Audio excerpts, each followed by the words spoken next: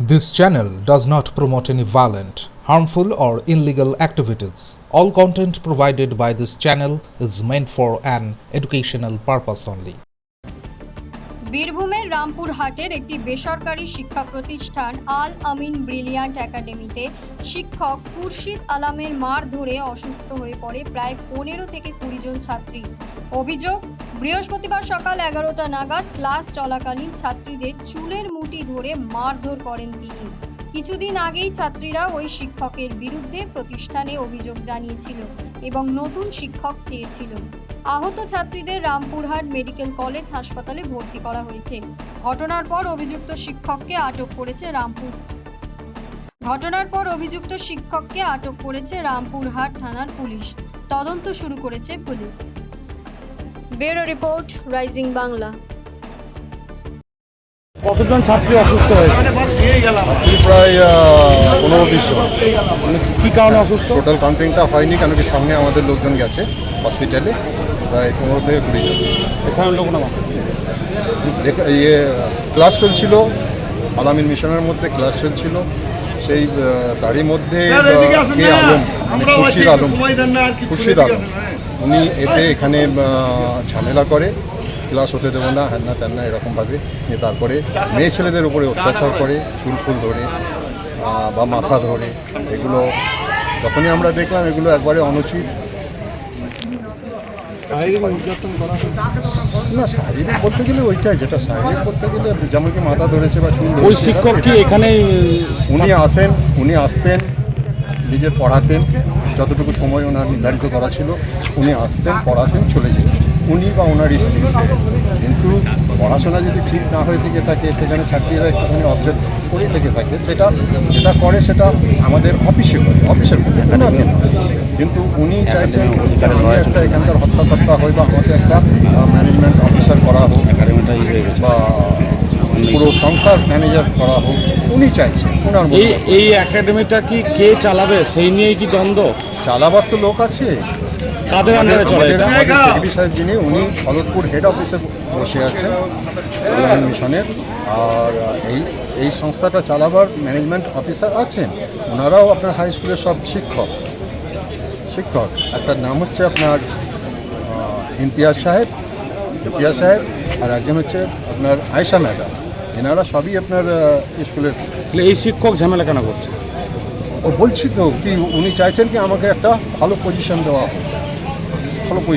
আচ্ছা, পজিশন আপনি আসবেন, পড়াবেন, চলে যাবেন, আপনার পজিশন নিয়ে কী দরকার? আর পজিশন দেবেন কি না দেবেন সেটা তো এখানকার মধ্যে না, সেটা আপনার হবে হেড অফিসে গিয়ে আপনি কথা বলতে পারেন। এখানে একজন পুরুষ শিক্ষক হয়ে মহিলাদের ওইটাই একটা শিক্ষার উপরে একটা অত্যাচার করা, এটা তো ঠিক নয়। কতদিন ধরে উনি এখানে শিক্ষকতা করছেন? উনি প্রায় 10 বছর। তার বিরুদ্ধে কি আগে অভিযোগ জানিয়েছিলেন? এর বিরুদ্ধে আমরা যেহেতু একটা স্কুল প্রতিষ্ঠান চলছে বলে আমরা কোনো অভিযোগ জানাইনি আমাদের স্কুলের মধ্যে, কিন্তু উনি যখন তখন এই জিনিসগুলো করতে থাকেন। আজকে থানায় জানিয়েছেন? আজকে থানায় জানিয়ে বা আপনারাও যেরকম এসছেন, থানাতেও জানানো হয়েছে। থানা থেকে সব কিছু দেখে শুনে সব করে ওনাকে ধরে নিয়ে গেছে, সাক্ষী মেয়েদের ছাত্রীদের সাথে নিয়ে কথা নিয়ে ওনাকে ধরে নিয়ে চলে গেছেন থানাতে।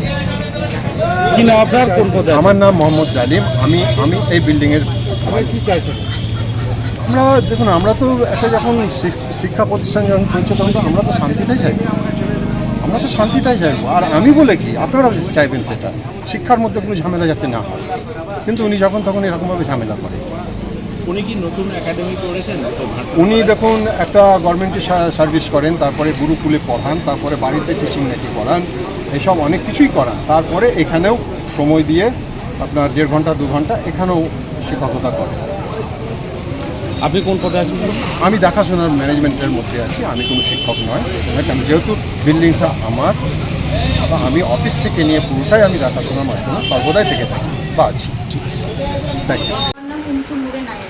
উন্তু নূরে নায়রা, আপনি হোস্টেল ইনচার্জ। ঠিক কি ঘটেছিল আজকে বলুন তো? আজকে ঠিক আমি সেই সময় এসে উপস্থিত হতে পারিনি। আমার একটা বাড়ি থেকে আসতে একটু দেরি হয়েছিল, মোটামুটি 7:30 পৌনে 8 নাগাদ এখানে ঢুকেছিলাম। তো এসে দেখি যে এখানে আরেকজন শিক্ষক আছেন, শ্রদ্ধেয় কেয়ামন স্যার, ওনার ক্লাস মেয়েরা পছন্দ করেন না বলে মেয়েরা বলেছিল আমরা ক্লাস করবো না, ওই নিয়ে একটু ক্যাওয়াজ হয়েছে। এটা টোটালি মিশনের ইন্টারনাল ব্যাপার, এর থেকে আমি বেশি কিছু জানি না। মারধর তো হয়েছে বাচ্চাদেরকে, বলছে ওরা হ্যাঁ, একটু বাচ্চা ক্যাওয়াজ হয়েছে, সত্যি একটু ক্যাওয়াজটা হয়েছে। ক্যাওয়াস আর মারধরের মধ্যে পার্থক্য আছে তো? মারধর না ক্যাওয়াস, কোনটা হয়েছে আপনি বলুন? ক্যাওয়াজ হয়েছে, এবার হয়তো একটু হাত উঠাউটি এটা হয়েছে। আমি কিন্তু ওখানে প্রত্যক্ষদর্শী ছিলাম না, আমি একটু হোস্টেলের দিকে ছিলাম, আমি একাডেমিক বিল্ডিংয়ের দিকে সেভাবে ছিলাম না। আচ্ছা, খুরশেদ আলম কি পদে রয়েছেন এখানকার? উনি একজন বায়োলজি টিচার এখানে। অতিথি শিক্ষক, হ্যাঁ, আমি এসে থেকে দেখছি উনি শিক্ষক একজন। মানে উনি তো অন্য এক জায়গায় চাকরি করেন, আমি ওনার পার্সোনাল পার্সোনাল ব্যাপার জানেন না। কতজন বাচ্চা অসুস্থ হয়েছে? সত্যি কথা বলতে কি আমার মানসিক সেরকম অবস্থাও নেই যে আমি বুঝতেও পারছি না কতজনকে আমি পাঠিয়েছি, অনেকজনকেই আমরা পাঠিয়েছি। কিন্তু তখন আমি- কি যখন মারধরটা হয় তখন কি স্কুল শুরু হয়ে গেছিল? না, আমি আর কিছু বলতে পারছি না। আমি মারধরের এইটুকুটাই কারণ কি? জানি, মারধরের কারণ আমি সত্যি কথা বলতে কি এটাই জানি যে ওনার ক্লাস মেয়েরা নাকি পছন্দ করে না, তাই ওরা একটা কমপ্লেন জানিয়েছিল আমরা ক্লাস করবো না, এখন উনি ক্লাস নিতে চান।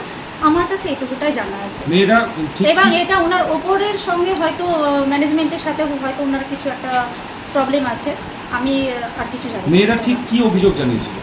মেয়েদের অভিযোগ এটাই, মেয়েরাও তো জানিয়েছে ওনার ক্লাস করবো না, এইটুকুটা না কেন, কারণ হয়তো ওনার ক্লাস হয়তো পছন্দ নয়, এটাও হতে পারে, কেন করবো না না পছন্দ তো কিছুতে একটা উল্লেখ থাকবে। আমি কারণ। জানি না। আসছি, আপনার নাম? আমরা এখানটা হোস্টেল টিচার বন্ধু নাইরা।